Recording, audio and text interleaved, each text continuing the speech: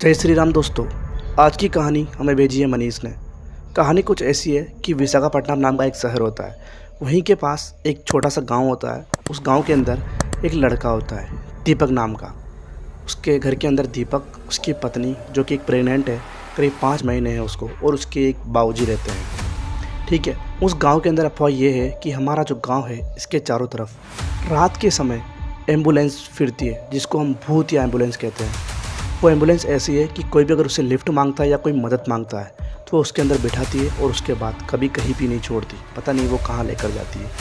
ये घटना उसके अंदर प्रचलित है। ये घटना दीपक ने खुद ने भी सुन रखी थी और उसके बाबूजी ने भी। बाबूजी इस बात पर कभी विचार नहीं करा, परंतु दीपक ने इस बात पर कभी ज़्यादा गौर नहीं करा था और वो इस बात को सुनते ही हंसता था। एक दिन की बात है, उसकी पत्नी को पेन होने लगा क्योंकि उसका बेबी डिलीवरी होने वाला था। करीब रात के 9 बज रहे थे, उस टाइम उसको पेन होना स्टार्ट हुआ था। दीपक कहता है अपने बाबूजी से कि बाबूजी, मैं गाड़ी का इंतजाम करके लाता हूँ, हम हॉस्पिटल चलेंगे। बाबूजी कहते हैं ठीक है बेटा, मैं बहू का ध्यान रखता हूँ। बाबूजी वहीं रहते हैं।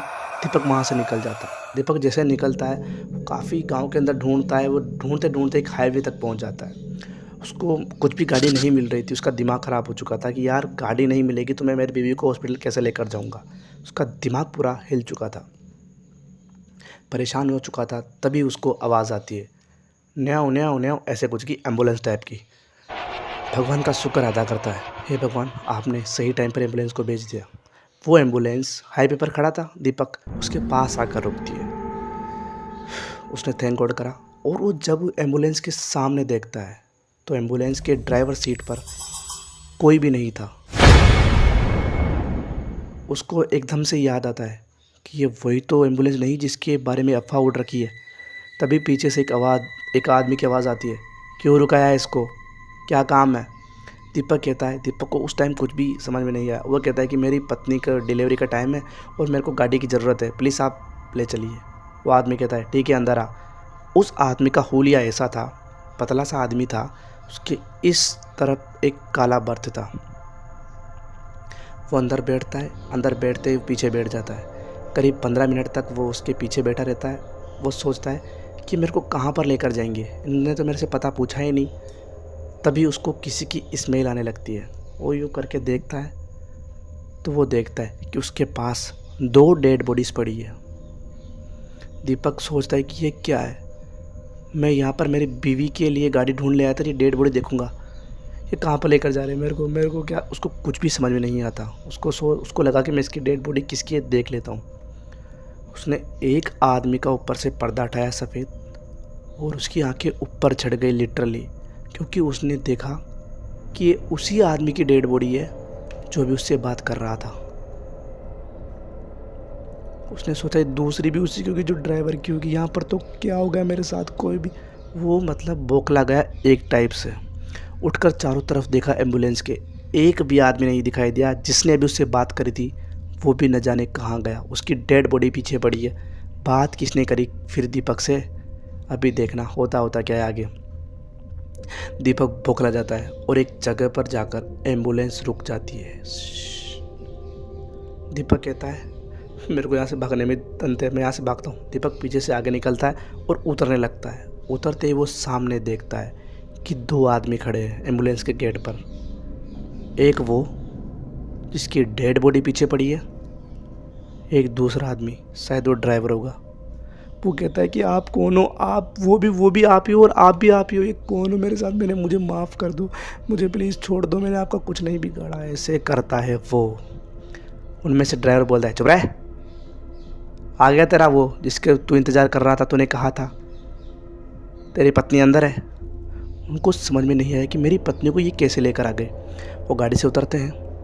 उतरते ही एक झोपड़ी टाइप होता है, वहाँ पर हॉस्पिटल था ही नहीं। एक टूटी फूटी झोपड़ी थी, उसके ऊपर लिखा हुआ था हॉस्पिटल बस। अंदर से उसकी पत्नी के चिल्लाने की आवाज़ आ रही थी। दीपक को लगा कि मेरी पत्नी शायद यहाँ पर आ गई है। वहाँ से चला जाता है। एम्बुलेंस तुरंत गायब हो जाती है वहाँ से। अंदर जाता है वो। अंदर देखता है कि उसकी पत्नी बेड पर लेटी होती है। उसके पास एक महिला होती है बूढ़ी, करीब होगी 62-63 साल की, इतनी उसकी उम्र होगी, इतनी उम्र थी उसकी। ठीक है, तो वो बैठी थी उसके पास। वो कहता है बाबूजी कहाँ है और तुम यहाँ पर कैसे आई, ऐसा वो कहता है। उसके बाद वो पूछता है उसकी पत्नी से, पत्नी बताती है, उंगली करती है, एक प्लेट के अंदर मांस के टुकड़े रखे हुए थे। वो कहती है बाबूजी को इन्होंने काट दिया, ऐसे कहती है वो। दीपक की सांसें चढ़ जाती है कि क्या बात कर रही है ये, उसका दिमाग ख़राब हो जाता है। उसके बाद थोड़ी देर बाद ही बच्चे के चिल्लाने की आवाज़ आती है। दीपक का बच्चा हो चुका था। दीपक ने उसकी पत्नी की तरफ जाने की सोची तो उसके पास जो बेटी थी महिला, वो कहती रुक जा, आने की कोई ज़रूरत नहीं है। उसके बच्चे को ऐसे पाँव से पकड़ कर लाती है और कहते देख। अब उसने बच्चे को देखा, उसकी सांसें थम गई, क्योंकि उसका जो बच्चा था उसकी शक्ल बिल्कुल उस डेड बॉडी की तरह थी, यानी कि उस आदमी की तरह जो मर चुका था। और उसने भी देखा था वही आदमी जो उससे बात करी थी, समझ रहे हो। उसकी हैरान वहीं ये बात सोचकर वो बेहोश हो जाता है। जब दीपक की आंख खुलती है तो खुद को एक जंगल के अंदर पाता है, जहाँ पर दो महिलाएं, अजीब तरह की महिलाएं, वो चुड़ैलें थी, उसके पास ही ऐसे करके खड़ी थी। दीपक को उल्टा बांध रखा था रस्सी पर। दीपक का दिमाग ख़राब हो जाता है कि ये क्या है। पूरे ज़ोर से वो पैर को झटकारता है। हाँ, यह था भला कि रस्सी टूट गई। रस्सी के टूटने से मतलब काफ़ी ऊपर था वो, धड़ाम से सर के बल गिरा और उसके सर से खून निकलने लगा। वो महिला धीरे धीरे उसके पास आने लगती है और जैसे कोई तेलुगु बोल रही हो, पता नहीं कौन सी भाषा बोल रही थी, न जाने क्या कह रही थी। बाल बिखरे हुए थे, लाल कलर की साड़ी पहन रखी थी उन्होंने। वो समझ गया कि फंस गया मैं, तो मर गया आज तो। उसने कुछ नहीं करा, हनुमान चालीसा स्टार्ट करी और इतना रफ्तार से भागा जिसकी कोई सीमा नहीं थी। वो हाईवे तक पहुंच गया था जंगल से।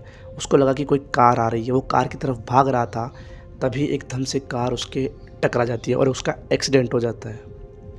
वहीं बेहोश जब उसकी आंख खुलती है तो वो खुद को एक हॉस्पिटल के अंदर पाता है। उसके सामने उसके बाबूजी खड़े थे। बाबूजी कहते हैं, बेटा तेरे को क्या हुआ था? तो जब मैं बहू को यहाँ लेकर आया हॉस्पिटल, तभी हॉस्पिटल के सामने एक कार आकर रुकती है। उस कार के अंदर से तेरे को लाया गया। तेरे क्या हुआ था? फिर उसने बाबूजी को पूरी घटना बताई कि मेरे साथ ऐसा ऐसा हुआ। फिर दीपक ने पूछा कि बाबूजी आप इसको कैसे लेकर आए यहाँ पर? तो फिर बाबूजी ने कहा कि तू चला गया, तू करीब 1 घंटे तक नहीं आया, तो मैंने सोचा कहीं मैं ही जुगाड़ कर लेता हूँ। तो मैं आसपास गया तो हमारे पास अंकल जी रहते थे, उन्होंने उनकी कार दी और हम ऐसे बहू को यहाँ पर लेकर आए। ठीक है। बाबूजी कहते हैं, जा तेरे बेटे को देख ले, बेटा हुआ है तेरे को। दीपक खुश होता है, उठकर बेटे के पास जाता है और फिर बेटे को हाथ में लेकर देखता है। उसका जैसे दिल रुक सा गया हो। उसके बेटे के गाल पर हुबहू ऐसा बर्थ मार्क था काले कलर का, जो उस आदमी के था, यानी कि उस डेड बॉडी के। दोस्तों, कहानी कैसी लगी? कहानी अच्छी लगी हो तो वीडियो को लाइक कर दे, चैनल को सब्सक्राइब कर दे। मिलता हूँ आपसे अगली कहानी में, तब तक के लिए बाय बाय।